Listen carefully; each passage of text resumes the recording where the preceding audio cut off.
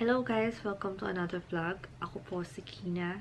Today I'm going to make a short reaction video and it's about what's happening in our country today.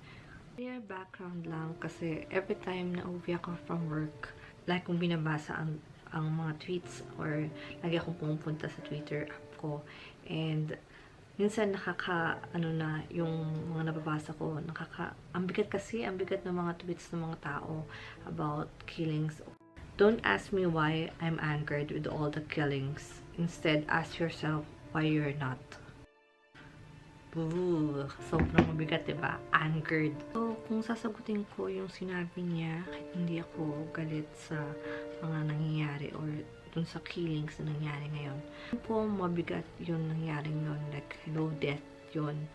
Sa akin kasi, ang sagot ko dun sa tanong, sa sinabi niya kung bakit di ako galit. Kasi mahal po yung enemy ko. I love my enemies. I know it's easier said than done, pero yun kasi yung utos ni Lord. So instead of hurting, judging, or grudging dun sa nangyari sa tao, mag-show na lang tayo ng mercy and let's pray for them and let justice prevail.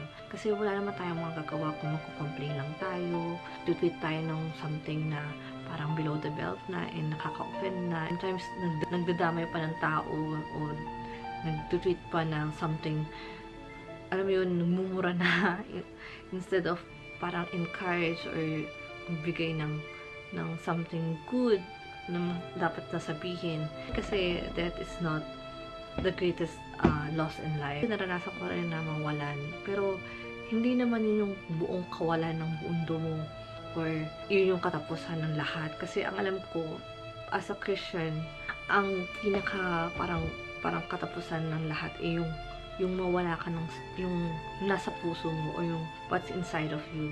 That's the greatest loss when something dies inside of you while you're still alive. Kasi sa akin, yung mga something na yun, hindi lang kasi basta-basta. It's love, and within love, there's the fruit of the Spirit, which is na sinabi ko last video ko. Love, joy, peace, patience, kindness, goodness, faithfulness, gentleness, and self-control. So, yun lang. Para sa akin kasi, hindi mo na kailangan pa mag-complain or magsalita ng mabigat na sobrang foul words na sa kapwa mo or kanino man.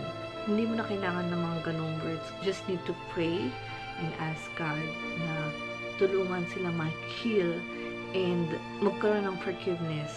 Kasi meron din mga tao na sobra ng gigil na parang kala mo pinapatay mo na, which is nangyayari talaga na hindi ka man gumagawa ng pagpatay physically, pero emotionally pinapatay mo na yung tao dahil sa mga salita mo. Para sa mga Filipinos, sa mga kababayan, magdasal na lang tayo at hayaan natin ang justice ang manguna, and especially si Lord ang magbibigay ng justice na yun. Huwag na tayong magsalita pa, huwag na tayong magdagdag ng mga ano pang ikabibigat ng pakiramdam ng bawat isa.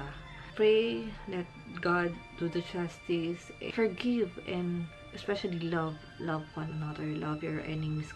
Let us share good vibes na lang, God vibes to everyone. So, yun lang.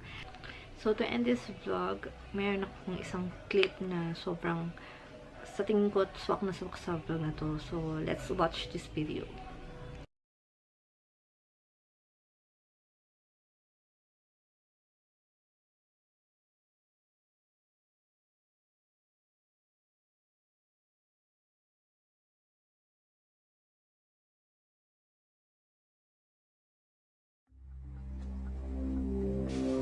On November 5th, 2003, all doubt of Ridgway's guilt was erased. He pleaded guilty to the murders of 48 women. He'd made a deal to cooperate with the prosecution to provide more information on his victims and the whereabouts of their remains. In doing so, he avoided a trial and possible death penalty.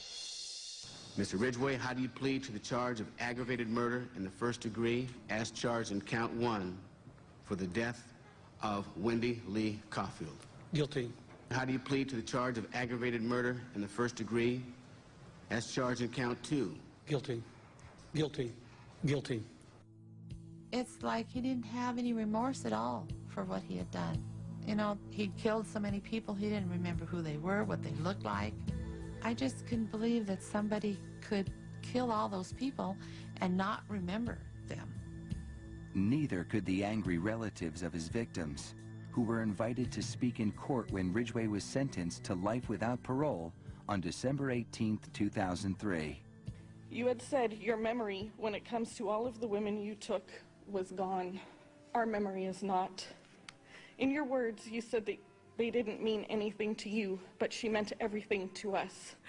She was a mother, she was a wife, she was a sister, and we miss her. Gary Ridgway sat there stone-faced as victims' relatives damned him and mocked him. He's an animal. I wish for him to have a long, suffering, cruel death. He's gonna go to hell, and that's where he belongs.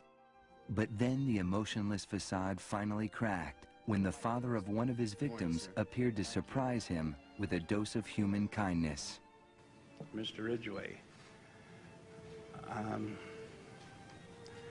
there are people here that hate you. I'm not one of them. You've made it difficult to live up to what I believe, and that is what God says to do, and that's to forgive. You are forgiven, sir.